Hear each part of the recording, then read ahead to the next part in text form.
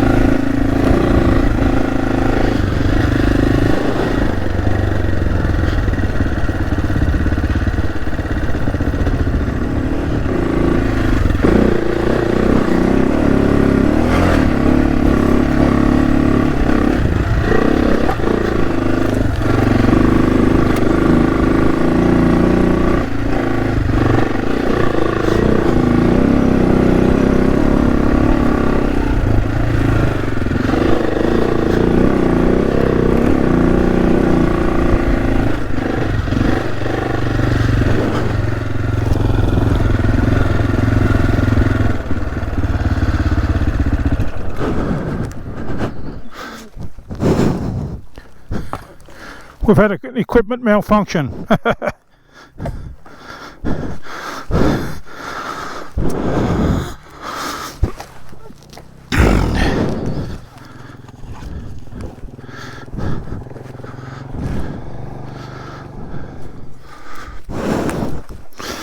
Well, it's a nice place to break down anyway. Just a little bit of rope there. Should not go anywhere. Beautiful spot out here. But we'll keep going. It's pretty hot. We're going to get down here to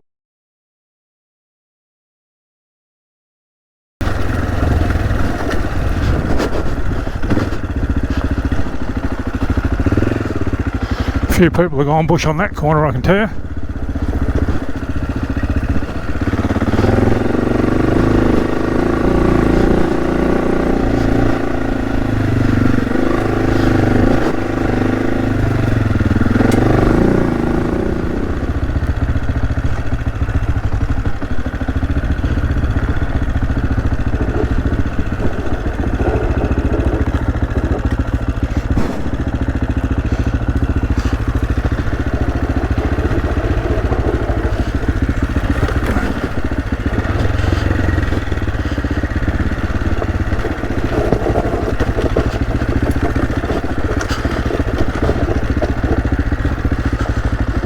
That is steep.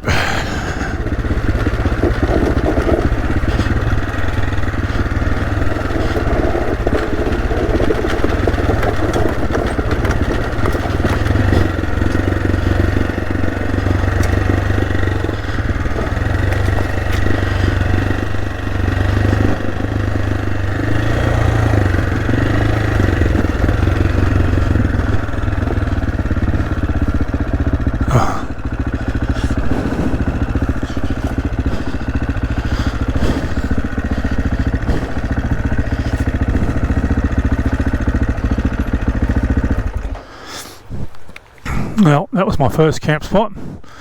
It's busy.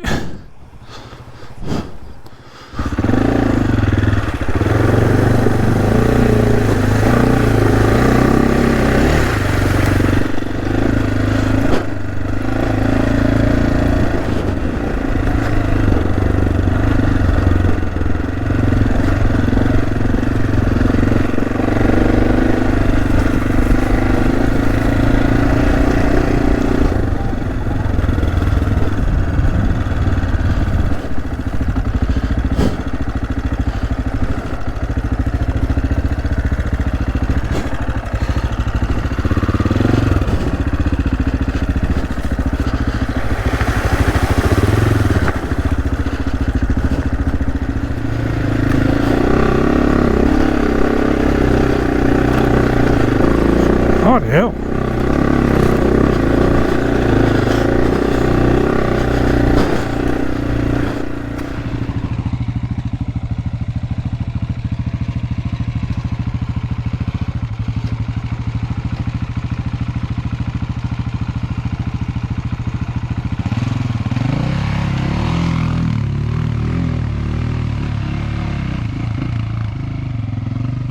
That's how good riders do it.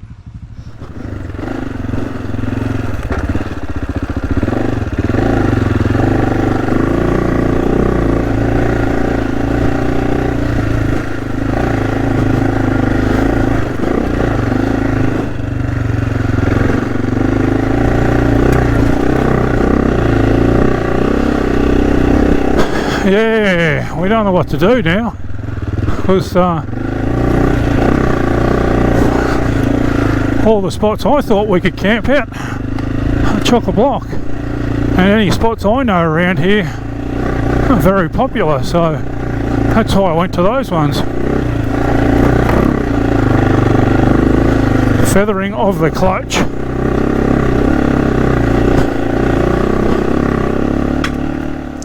So we basically bailed on the whole idea of camping in this area. It's a area I camped in a lot before, but it's just far too busy. So we decided to head back out to the Tar and head south and go around Lake Glenmaggie and head back up north again and sort of head towards Lacola way, and we do a bit of a rendezvous at Shane's Bridge and see how we felt and make some decisions from there. But by the time we got to Shane's Bridge, we were pretty cooked, so it was about 5 o'clock in the afternoon, and so we decided to head to the Lacola store and grab some cold beers, and we just stayed in the caravan park behind the store. The people there are really nice and welcoming. So yeah, we sat with our feet in the river, in the McAllister River, for an hour, had a couple of beers, and then went and had showers and had tea, and life seemed worth living again. So yeah, we reset for the morning. Looks like Brendan has finally joined the 21st century with a self-inflating, or we're not going to call it self-inflating, a puffer bag, mattress. Well done, Brendan. I understand this, dirt bike ADV stuff, but it comes with that. Every one of my viewers will understand that, mate. Well, we had to make an alternate plan last night. We did it pretty tough yesterday. Got cooked in the heat. All the spots we went to go camping were all filled up. There was people absolutely everywhere camping wherever we went. So we've ended up at the Lacola Caravan Park of all places, but they had cold beers here, and we just got to the point where we went, you know what, let's just bail on the whole idea of wild camping and just go to the caravan park, have some cold beers and a shower, and that's what we did. So yeah, so we've just packed up now. We're about to head off. We're going to go back up over the top on the way home. So yeah, unfortunately one of those days yesterday where nothing went to plan.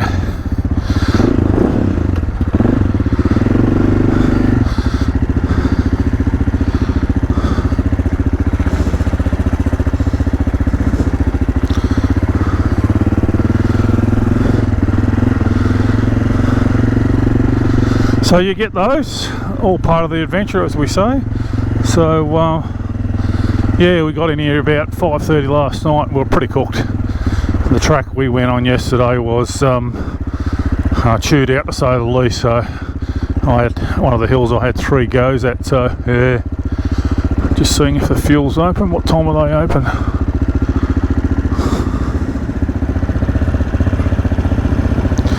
Not open till 9. So, yeah, righto.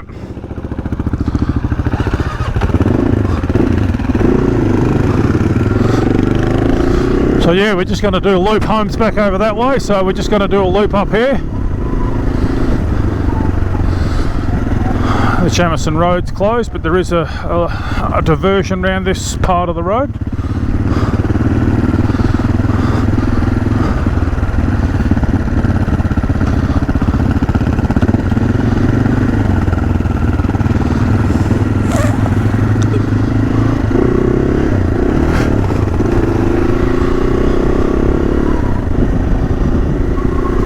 Few little raindrops, so keen to get on the road. 10 past 8 at the moment, so yeah, just try and get moving before the rain starts. So there is a cold front rolling over us, so yeah. But yeah, as you can see, anywhere there's somewhere to camp, there's people camp. So yeah, it was quite interesting yesterday. Some of the spots we went to were way up in the hills and down quite long paths towards you know, quite long four-wheel drive tracks. You know, take a good for a four-wheel drive to get in there, good 3, 4, 5 hours to get in there, and yet all the bases were loaded. So yeah, quite fascinating. I was taken aback a little bit, but it is Australia Day weekend, probably one of our more important camping weekends, Easter and Australia Day. People like to do Aussie things.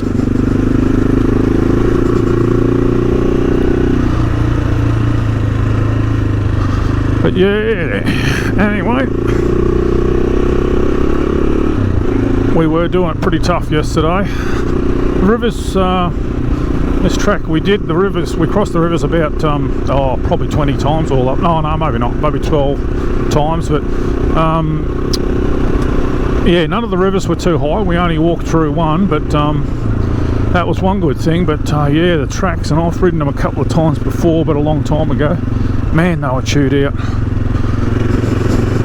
Gotta say, the AJP handled it with style. One hill, as I said, 3 goes, but apart from that, definitely went places where I could not even think to get the Tenere. That's the thing. Couldn't even get close to it with the Tenere, just too heavy.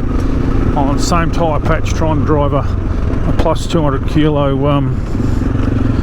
this is all changed, a 200 kilo bike, you know. So yeah, glad I was on the AJP, I can tell you. And to say I'm impressed with this AJP is an understatement. Got a super nice little sort of torquey 600 in it. It's not oodles of power like a 690 or a 701, I'll definitely say that, but there's enough power. Coasts down the highway, absolutely beautiful. And this is what you want. You want a bike that can do the touring and go off-road. So that's my ideal sort of scenario. So yeah, Tenere was exceptional at touring, but you really couldn't go off-road. But as I've said before, unless you're an expert rider and young and fit, man, you might make it. But pushing bikes up hills is not my cup of tea. You know, I was watching some videos the other day, and there was 3 or 4 guys trying to get these big adventure bikes up these hills with 3 ropes on the damn thing, trying to drag them up hills, and I go, that ain't fun, boys. So yeah, the purchase, or the sale of the Tenere and the purchase of the AJP is well and truly absolutely spot on. Meets my criteria. So yeah.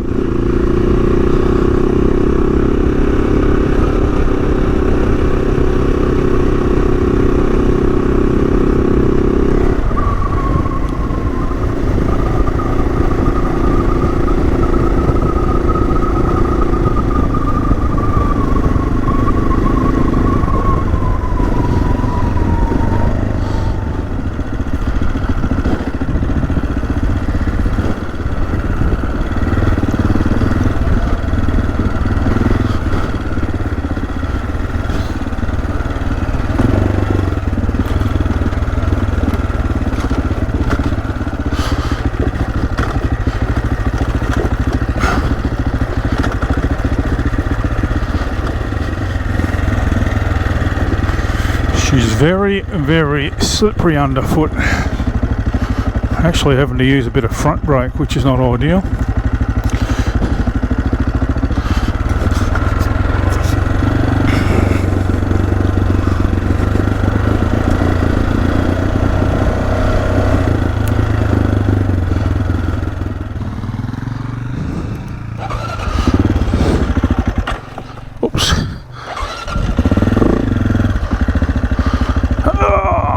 Got a bit of a climb out of here apparently, but lucky because my brakes have faded. I've boiled them coming down that hill.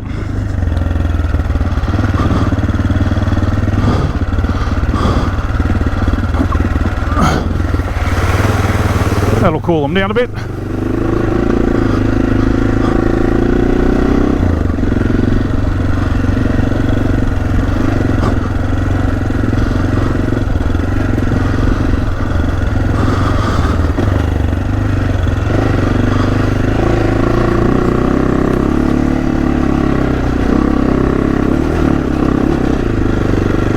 speed don't drop in there.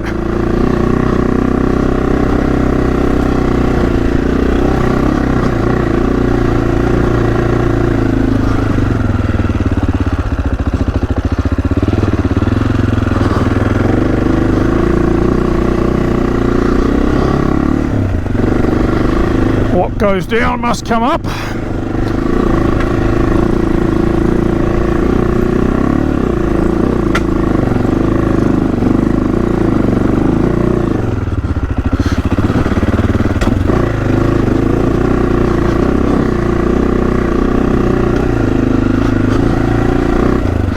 It's amazing how quickly you gain elevation in these areas and lose elevation, obviously. Oh, jeez.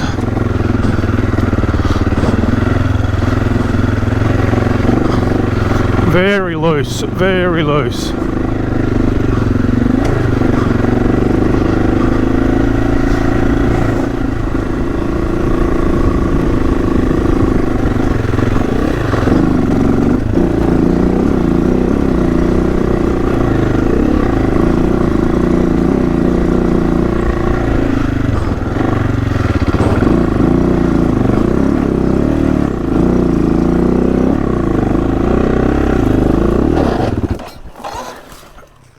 Bugger.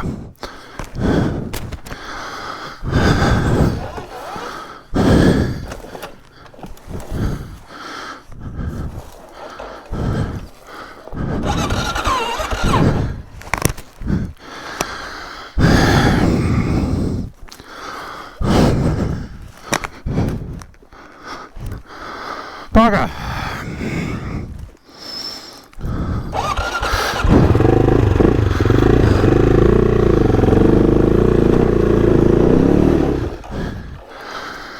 Bugger, bugger, bugger. You just lose a bit of track. Look at that.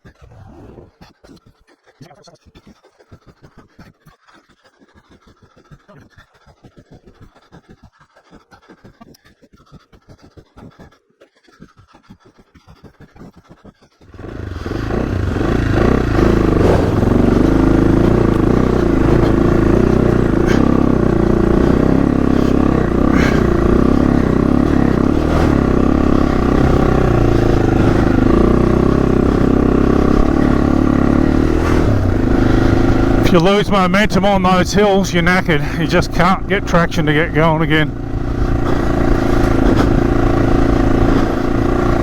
Sun's not out, but it's still a bit muggy too, so you overheat pretty quick.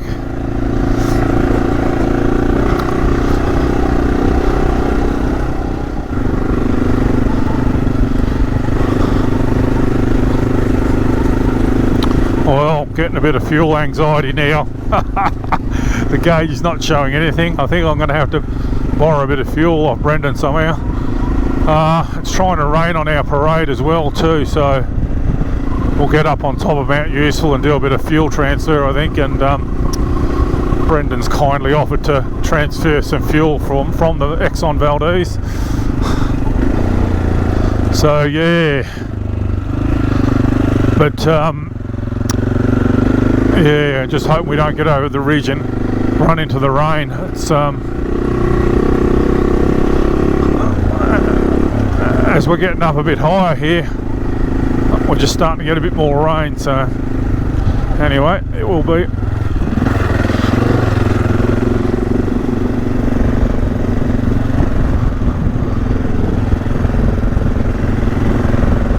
Beautiful views out there.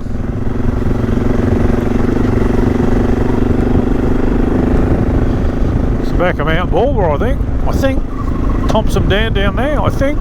Yeah, it would be actually, yeah. We're the next range over here sort of thing. Cool, cool.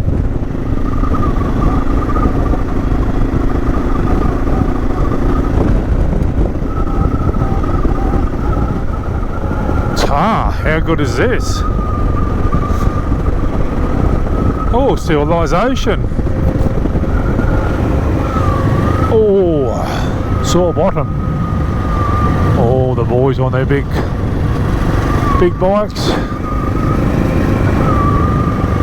Better slow down.